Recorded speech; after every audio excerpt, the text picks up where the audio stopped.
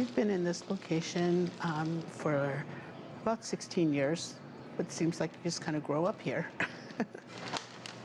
It's a modest restaurant outside Washington, D.C., anchored inside an unassuming wing of a shopping mall. We serve Hong Kong style, like Cantonese food. Soy sauce on the side. Yes. Hollywood East Cafe, a star in authentic Chinese food, proudly serving a taste of home, Taishan, China. Traditional noodles and traditional Chinese dishes like the broccoli, the vegetables, the sauteing with garlic. The customers happy for their seat at the table. But this is more authentic. The food, the dumplings, everything is better. The steamed pork dumplings are still my daughter's favorite, and we have to get 2 orders when we come. So it's a really special place.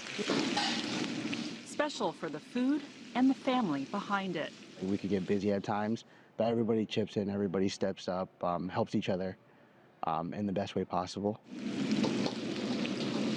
The Yu family all have their roles. Timothy works the restaurant's back end, Corey the front. Mom Janet takes the orders, and Dad, Alan, the first face customers would typically see, the greeter, bartender, and charmer, always dressed to the nines, decked with $1 million smile. He was one that would always talk to people, be social, crack jokes with people, and there's still people that come in, they're like, oh, you know, where is your dad? Like, how's your dad doing? Whoever thought that there would be a pandemic? The Chinese people couldn't go out. It was like they were being harassed. People looked at them differently. No Chinese businesses were open. They were afraid to open. Those early days of the COVID-19 pandemic, the Yus tried to anchor their small business and themselves while navigating the unknown. Nobody knew, are you going to stay 3 feet apart? Or do you stay 5 feet apart or 6 feet apart? Do you wear a mask or don't wear a mask? Janet had warned Alan, the perpetual people person, to keep his distance. I said to him a few times, step further back. The next day he started to feel a little sick. And I said, oh, maybe you're just catching the flu or something. Janet told Alan not to worry. She would cover them at the restaurant.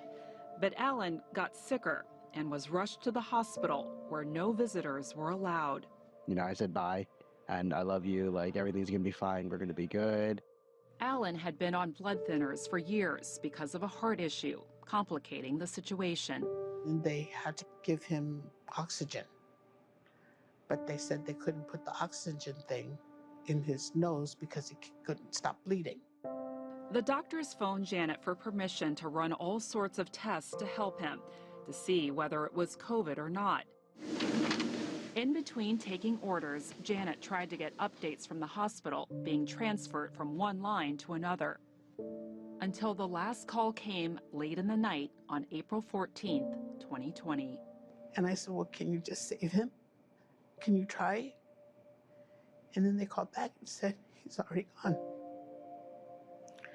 So it was just so fast. I couldn't bear the thought of somebody that you're with for 45 years is no longer there.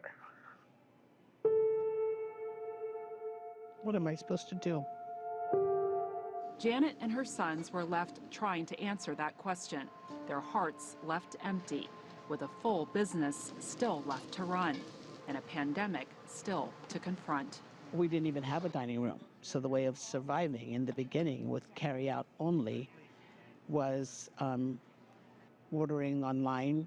Technology partly saved them through those days of distances and detachments. Alan's Corner, the restaurant's bar, would have helped draw more customers in, but Janet would keep it tucked away, closed off from customers and herself. I don't think I could stand at the bar, because that was his. The bar remains unseen, but Alan is visible elsewhere. His lion's head's on the wall, used in the traditional Lunar New Year festivals that he loved so much. The food, reflections of Alan's meals growing up. Get a recipe, we put it down, make sure that we're able to recreate this also. and that's where I feel we are. It's how the Yu brothers are keeping the restaurant going and Alan's memory alive, while a mother's guilt hangs heavy. They need to have a life themselves and to plan their own futures. Just as Alan would want it. But I know he wants me to be strong and keep whatever he has going, whatever he had. And just take a day at a time. As long as I can last, I will. Frances Coe, CGTN, Wheaton, Maryland.